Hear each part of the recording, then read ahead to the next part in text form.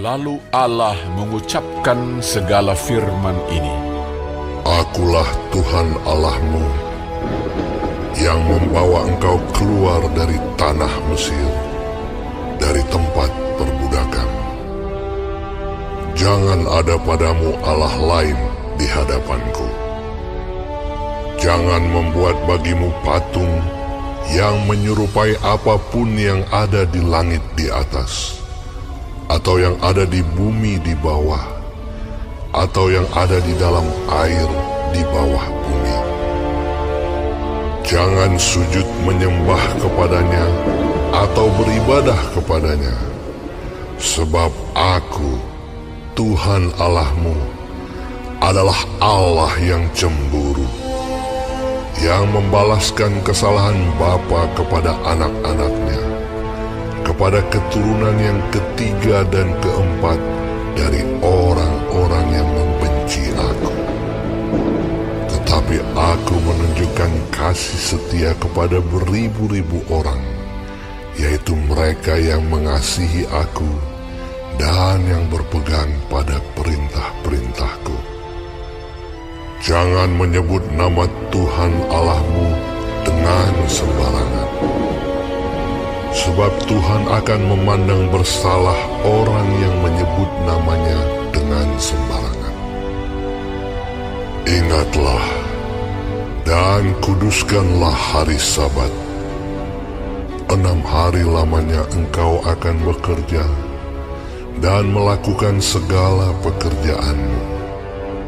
Tetapi hari ke-7 adalah hari Sabat Tuhan Allahmu. Maka jangan melakukan sesuatu pekerjaan, engkau atau anakmu laki-laki, atau anakmu perempuan, atau hambamu laki-laki, atau hambamu perempuan, atau hewanmu, atau orang asing yang di tempat kediamanmu. Sebab 6 hari lamanya Tuhan menjadikan langit dan bumi, laut dan segala isinya, dan Ia berhenti pada hari ke-7. Itulah sebabnya Tuhan memberkati hari Sabat dan menguduskannya. Hormatilah ayahmu dan ibumu, supaya lanjut umurmu di tanah yang diberikan Tuhan Allahmu kepadamu.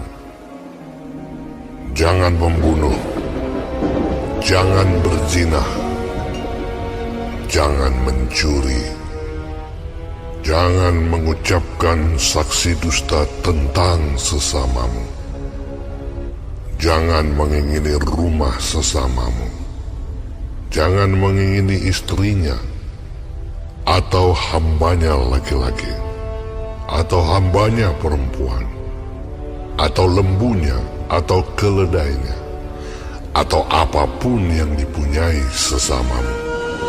Seluruh bangsa itu menyaksikan guru mengguntur, kilat sabung menyabung, sangkakala berbunyi dan gunung berasap.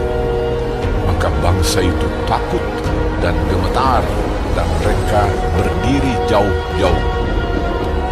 Mereka berkata kepada Musa, Engkaulah berbicara dengan kami, maka kami akan mendengarkan. Tetapi janganlah Allah berbicara dengan kami, nanti kami mati.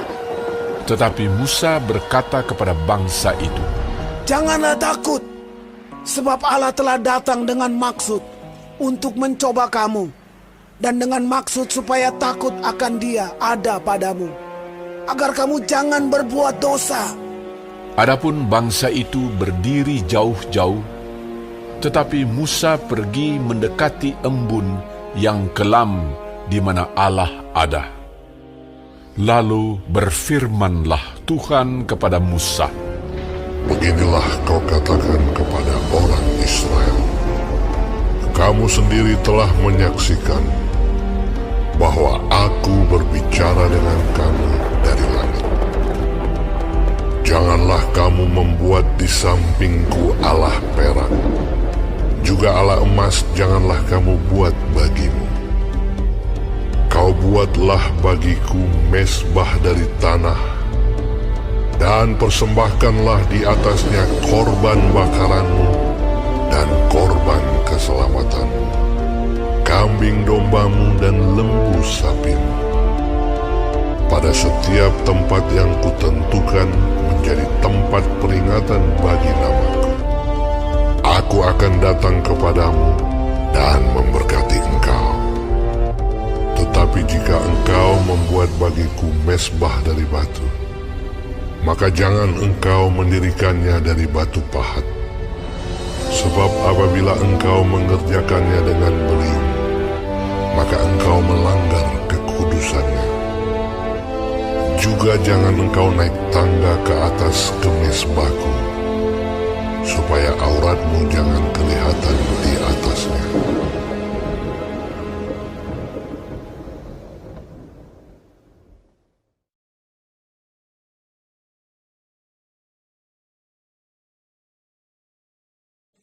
Shalom semua jemaat Tuhan, kembali kita di dalam pendalaman Alkitab Clear Sight.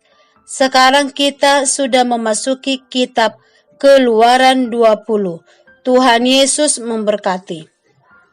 Ke-10 hukum ini ditulis Allah sendiri di atas 2 loh batu dan diberikan kepada Musa dan bangsa Israel. Menaati perintah-perintah ini membuka jalan bagi Israel untuk menanggapi Allah dengan benar selaku ucapan syukur karena pembebasan mereka dari Mesir. Ke-10 perintah Allah itu meringkas hukum moral Allah bagi Israel dan menguraikan tugas-tugas mereka kepada Allah dan sesama. Di dalam perjanjian baru, ke-10 hukum dapat disimpulkan sebagai kasih kepada Allah dan sesama. Menaatinya bukanlah soal sekedar menaati peraturan-peraturan yang tampak, tetapi juga menuntut tindakan hati. Hukum diberikan dalam hubungan dengan perjanjian yang dibuat Allah dengan umatnya. Hukum menyatakan kehendak Allah bagi perilaku umatnya. Hukum menekankan kebenaran abadi bahwa ketaatan kepada Allah dari hati yang penuh kasih akan menghasilkan kehidupan berlimpah-limpah dan berkat-berkat yang berharga bagi Tuhan. Hukum mengungkapkan sifat dan sikap Allah, yaitu kasih, kebaikan, keadilan, dan kebenciannya akan dosa.